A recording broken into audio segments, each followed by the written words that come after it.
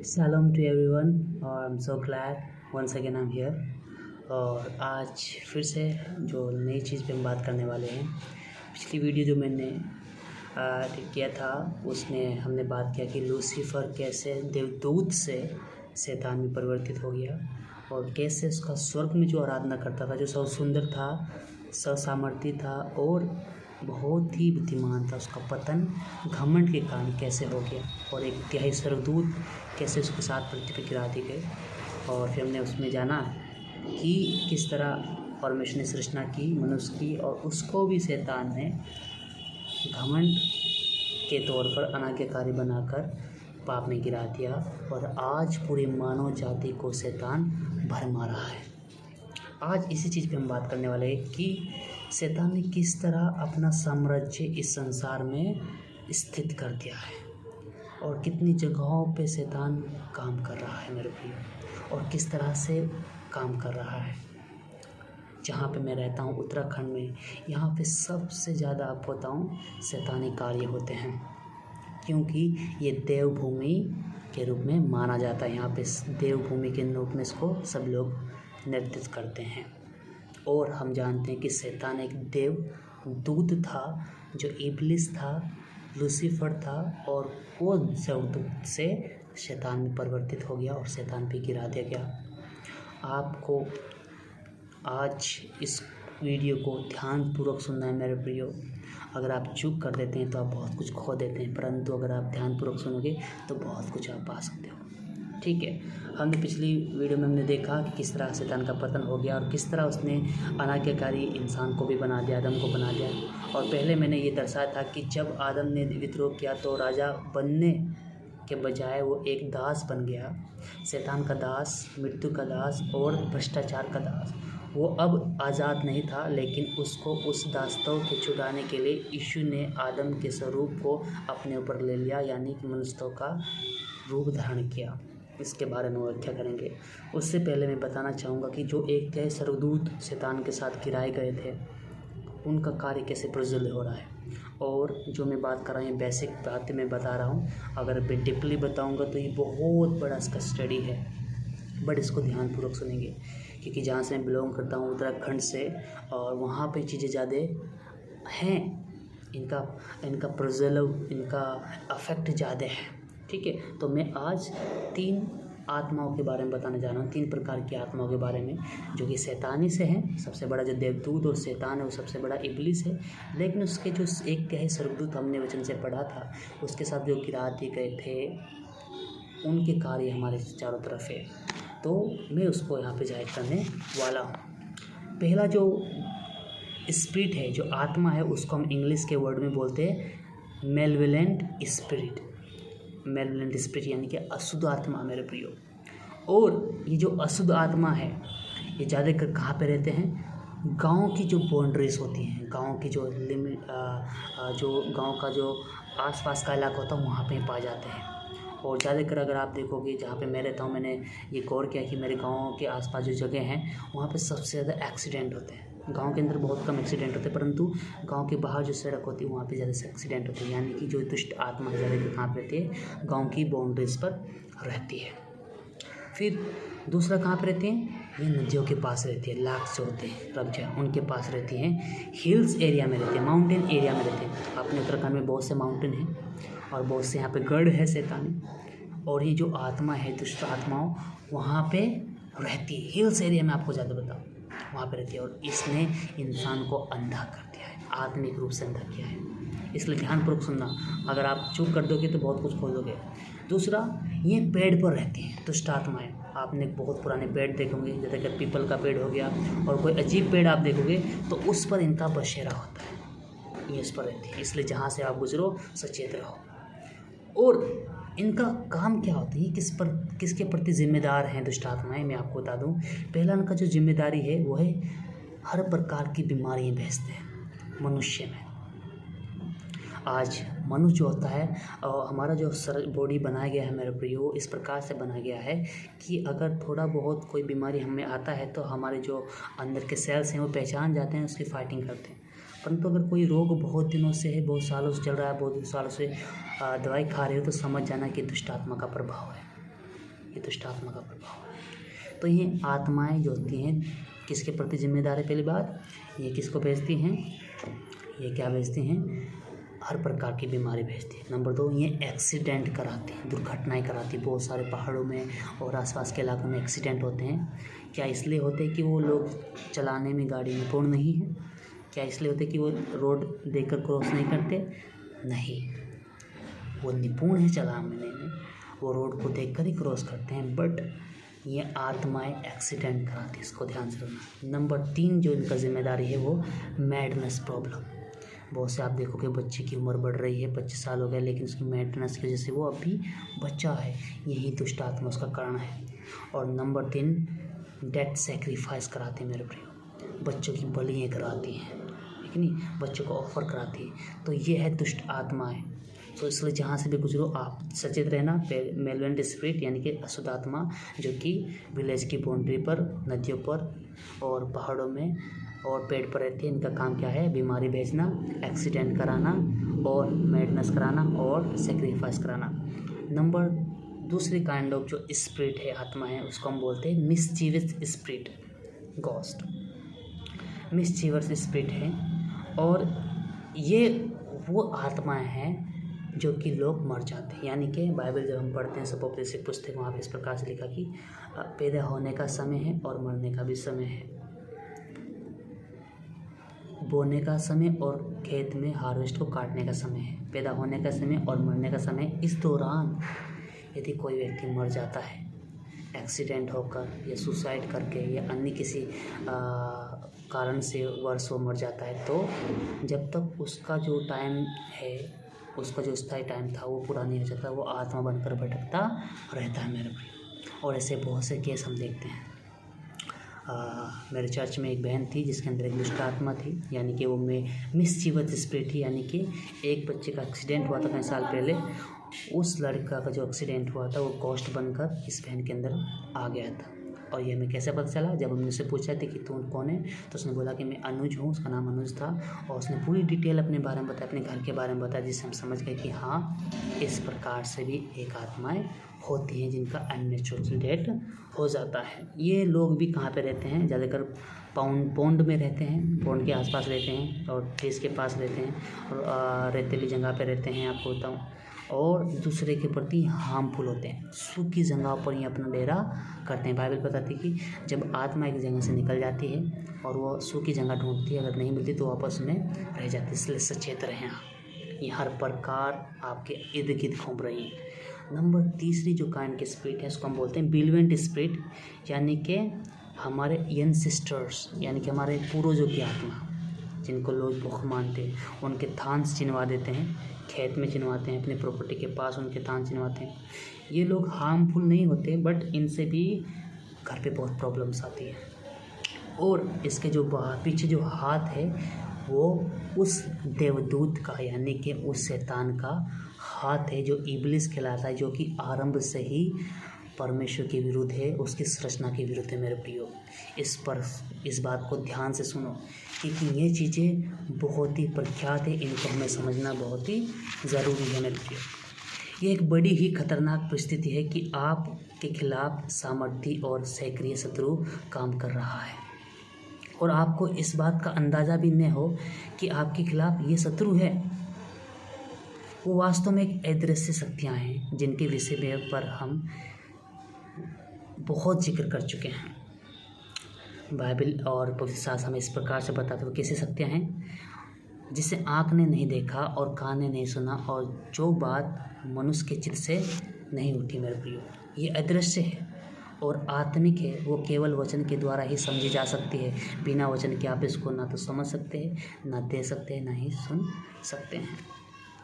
अधिकतर लोग ये अंदाज़ा लगाते हैं कि जो चीज़ हम देखते हैं, छूते हैं, सुनते हैं वो सच है, वो ही केवल वास्तविक है, जबकि बिल्कुल रॉन्ग है मेरे प्रियो।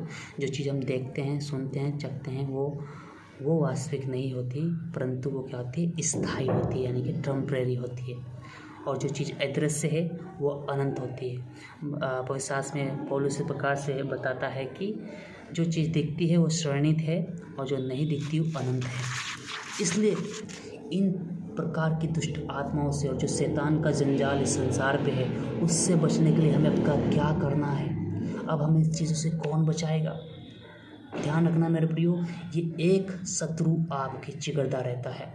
आपके घर में खुशियाँ नहीं है, आपके घर में लड़ाई झगड़े हैं, आपके प्रॉब्लम्स है, आपके घर में बीमारी नहीं जा रही है, आप दुष्ट आत्माओं से ग्रसित हो। किस वजह से?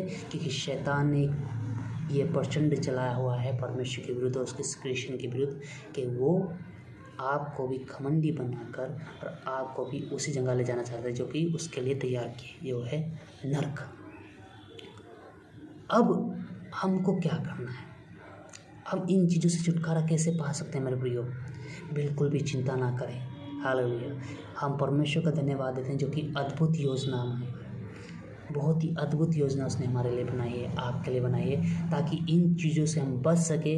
इवन दो चाहे वो बहुत ही सामर्थी हो, लूसीफर बहुत ही सामर्थी हो, सबसे सुंदर हो, सबसे ताकतवर हो और उसने इतने सालों तक, इतनी पीढ़ियों तक राज किया है, अब भी परमेश्वर की एक योजना है। अगर उस योजना के तहत आप चलोगे तो उस स्वर्गदूत से, मैं आपको कहना चाहता हूँ कि उस स्वर्गदूत से ताकतवर परमेश्वर आपको बनेगा। हालेलुया।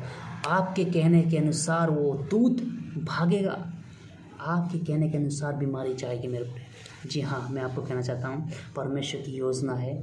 जब हम यूहन्ना उसका 3:16 पढ़ते हैं, वहाँ पर इस प्रकार से कि परमेश्वर ने जगत से ऐसा प्रेम किया कि अपना इकलौता पुत्र दे दिया ताकि जो उस पर विश्वास करे नाश ना परंतु अनंत जीवन पाए।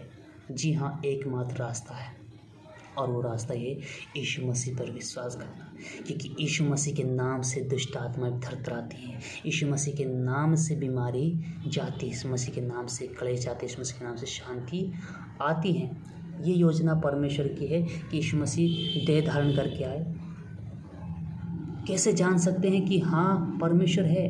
वो हम उसके जीवन से जान सकते हैं मेरे प्रिय। उसने यीशु मसीह ने परमेश्वर का स्वभाव में बताया, खुद जान देकर हमें बचा लिया, और जब हम इस पर विश्वास करते हैं हम इन चीज़ों से छूट जाते हैं और अधिकार पाते हैं। यीशु मसीह ने कहा कि मत्ती 28 उसके 18 और 20 में लिखा है कि सारे जगत का अधिकार मुझे दे दिया गया है, इसलिए तुम जाओ, सब लोगों के पास जाओ, उन्हें बताओ, प्रभु के बारे में बताओ। और जब हम मरकुस 16:17 पढ़ते हैं, वहाँ पे इस प्रकार लिखे कि विश्वासियों के चिन्ह होंगे, जो यीशु मसीह पे विश्वास करते हैं उनके ये चिन्ह होंगे कि यीशु के नाम से दुष्ट आत्माएं निकालेंगे, बीमारों के लिए प्रार्थना करें, वो चंगे हो जाएंगे मेरे। हालेलुया। लेकिन इसके लिए प्रोसेस है, क्योंकि ये ताकतें दिखाई नहीं देती, ये ताकतें अदृश्य है। इसलिए प्रभु का वचन बोलता है इफिसियों 6:12 में इस प्रकार से लिखा है, क्योंकि हमारा यह मलयुद्ध लहू और मांस से नहीं, यानी कि शरीर से नहीं, परंतु प्रधानों से और अंधकारियों से और इस संसार के अंधकार के हाकिमों से है और उस दुष्ट की आत्मा के सेना से है जो दिखाई नहीं देती। इसलिए हमें भी चाहिए कि आत्मिक जो है हथियार हमें बांधने ज़रूर है, क्योंकि मरकुस उसके 16:17 में लिखा है कि जो उस पर विश्वास करेगा उसके नाम से दुष्ट आत्मा निकालेगा। ये सत्य है मेरे प्रिय। एक बार की मैं आपको उदाहरण देना चाहता हूँ। मैं एक जगह पे गया, यहाँ से 42 किलोमीटर एक गांव है, वहाँ पे मैं गया और वहाँ पे प्रभु का बारे में, प्रभु के वचन में बयान कर रहा था। तभी एक बहन मेरे पास आई, उसके अंदर दुष्ट आत्मा थी। 3 सालों से उसके अंदर दुष्ट आत्मा थी। उसका नाम काजल था मेरे प्रियो, और किसी को भी कुछ पता नहीं था क्योंकि वो बिल्कुल नॉर्मल दिखाई देती थी। अदृश्य थी दुष्ट आत्मा उसके अंदर छिप कर बैठी। पर जैसे मैं प्रार्थना कर रहा था, मेरे पास आई, मैं इसलिए प्रार्थना किया, एकदम से दुष्ट आत्मा उसके अंदर प्रकट हो गई और बोलने लगी, मुझे माफ़ कर दो, मुझे माफ़ कर दो, प्लीज़ मुझे छोड़ दो, मुझे माफ़ कर दो। मैंने उससे पूछा कि कितने सालों से? इसने बोला मैं 3 सालों से। और 3 सालों से तूने अब तक क्या क्या किया है? उसने बोला कि इसके भाई का एक्सीडेंट मैंने कराया है, इसकी माता को मैडनेस मैंने देख रखी। मैंने ध्यान देना, मैंने आपको बताया था कि एक्सीडेंट कराती हैं और ये दुष्ट आत्माएं मैडनेस की बीमारियाँ थी, और उसने सारा बयान किया। उसके बाद मैंने प्रार्थना की कि यीशु मसीह के नाम से अब तो शरीर से निकल कर इस गली से, इस मोहल्ले से, इस गाँव से निकल कर जा, दोबारा लौटना मत। और उसी घड़ी वो दुष्ट आत्मा से निकल गई और उसके बाद उसके अंदर नहीं। हालेलुया। इसका मतलब मैं कहना चाहता हूँ मेरे प्रियो कि हमें परमेश्वर ने अधिकार दिया है, हमारे हाथों में अथॉरिटी है, उसके बजाय हम कुछ नहीं कर सकते, लेकिन उसमें हम सब कुछ कर सकते। इसलिए परमेश्वर का वचन बोलता है मेरे प्रियो, प्रभु का वचन इस प्रकार से बोलता है, इफिसियों 6:13 में लिखा है, इसलिए परमेश्वर के सारे हथियार बांध लो कि तुम बुरे दिन में सामना कर सको और सब कुछ पूरा करके स्थिर रहो। परमेश्वर के हथियारों को बांधना है मेरे प्रियो। जी हाँ, ये हथियार वो हथियार हैं जो बड़े बड़े गढ़ों को ढा देते हैं। इवन दो पौलुस जब जर्मनी में था, जर्नी में जा रहा था, प्रभु का वचन सुना रहा था अपनी जर्नी में, हर जगह उसको शैतानी गढ़ का सामना करना पड़ा और यीशु के नाम से उसने वो गढ़ तोड़ा। 3 बातें हमेशा याद रखना, और इनसे आप शैतान के बंधन तोड़ सकते हो, इनसे बीमारी आप ठीक कर सकते हो, इनसे शैतान को भगा सकते हो। वो क्या है? परमेश्वर का वचन, यीशु का पवित्र लहू और यीशु का नाम। इनका जब भी आप प्रोक्लेम और घोषणा इनके नाम से जब करोगे तो छुटकारा होगा यीशु के नाम से। आगे जब हम जाते हैं हम पढ़ते हैं वहाँ पे इस प्रकार से लिखा कि क्योंकि हमारी लड़ाई के हथियार शारीरिक नहीं पर गढ़ों को ढा देने के लिए परमेश्वर के द्वारा सामर्थ्य हैं। जी मेरे प्रियो, वो शारीरिक नहीं है परंतु बड़े बड़े गढ़ों को, शैतान के बंधन को तोड़ने के लिए सामर्थ्य है। और वो हथियार क्या है मैं आपको बताना चाहता हूँ। इफिसियों 6:13 में इस प्रकार से लिखा है, 13 से लेकर 17 तक। इसलिए परमेश्वर के सारे हथियार बांध लो कि तुम बुरे दिनों में सामना कर सको और सब कुछ पूरा करके स्थिर रहो। इसलिए सत्य से अपनी कमर कसकर और धार्मिकता की झिलम पहनकर और पाँव में मेल के सुसमाचार के तैयारी के जूते पहनकर और इन सब के साथ विश्वास की ढाल लेकर स्थिर रहो, जिससे तुम उस दुष्ट के सब जलते हुए तीरों को बुझा सको। Hallelujah, wonderful. परमेश्वर का धन्यवाद हो। और उद्धार का टोप और आत्मा का तलवार और जो परमेश्वर का वचन है उसे ले लो। मेरे प्रिय याद रखना, उद्धार का टोप पहनना है और वो केवल यीशु मसीह पे विश्वास करने के लिए आएगा, क्योंकि उद्धार का जब टोप होगा उससे आपका माइंड सुरक्षित रहेगा। धार्मिकता की झिलम पहन के रखना है, क्योंकि अपने हृदय की आपको चौकसी करना है कि शैतान यहाँ पे कार्य करता है। तब जो भंडार आपका दिल है उससे जो भी निकलेगा अच्छा निकलेगा, क्योंकि वचन बोलता है कि एक जो पेड़ होता है, गलत पेड़ होता है, वो अच्छा फल नहीं दे सकता। बुरा पेड़ अच्छा फल नहीं दे सकता, ना ही अच्छा फल बुरा फल दे सकता है। वैसे ही धार्मिकता की झिलम पहनना है ताकि आपके हृदय से जो अच्छा बन जाए और अच्छी बातें निकले, ना कि बुरी बातें निकले। फिर परमेश्वर ताकि सत्य से कमर बांध लो, सत्य का अनुसरण करो। उस तरह शैतान की तरह नहीं बनना है जिसमें झूठ बोल कर और सभी बाकी दूतों को अपने साथ मिला लिया और परमेश्वर को तानाशाही बताया, उसको सेल्फिश बताया। मेरे प्रियो, फिर क्या करना है? मेल के सुसमाचार के जूते पहनना है, सुसमाचार को हाथ में ले लो। मैंने बताया यीशु मसीह का वचन, परमेश्वर वचन, यीशु मसीह का नाम हो पर यीशु का लहू, जहाँ भी घोषित करोगे बंधन टूटेगा इसके नाम से। मेल के सुसमाचार के जूते पहन लो, हमेशा याद रखो। फिर क्या है? आपको परमेश्वर का वचन हाथ में ले लेना, उसे पढ़ना है, हर रोज़ पढ़ना है। ये आपको नई ताकत देगा। आत्मा की तलवार लेनी है ताकि आप उस शैतान के जलते तीरों को क्या कर सको? बुझा सको और शैतान को खंडित कर सको। और आगे क्या करना है आपको?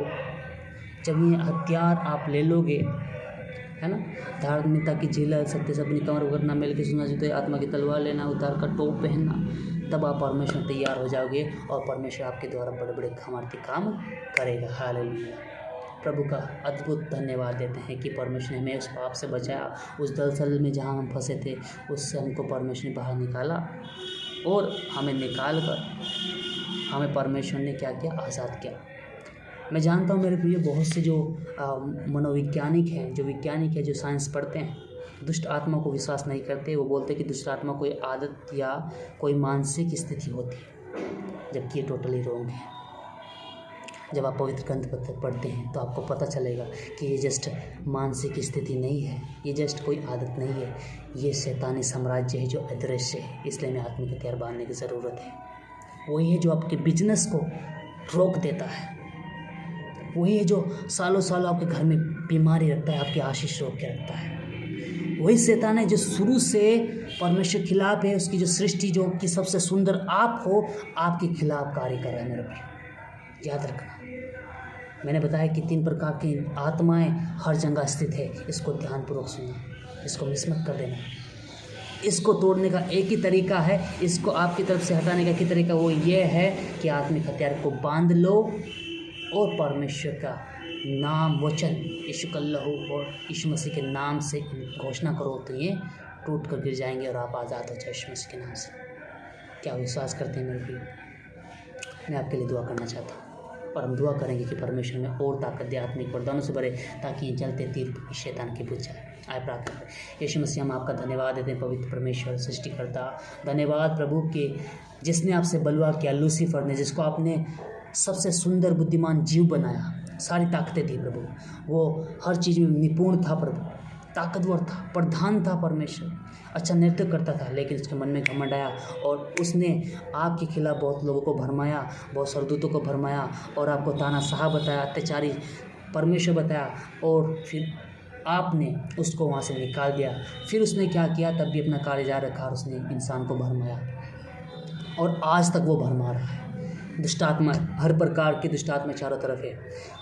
जो गांव की बाउंड्रीज पर दुष्टात्मा है पिता, समुद्री पर और परमेश्वर जो रिवर्स हैं, नदियाँ, उसके बाउंड्री पर दुष्टात्मा है, पेड़ पर दुष्टात्मा है परमेश्वर। हालेलुया।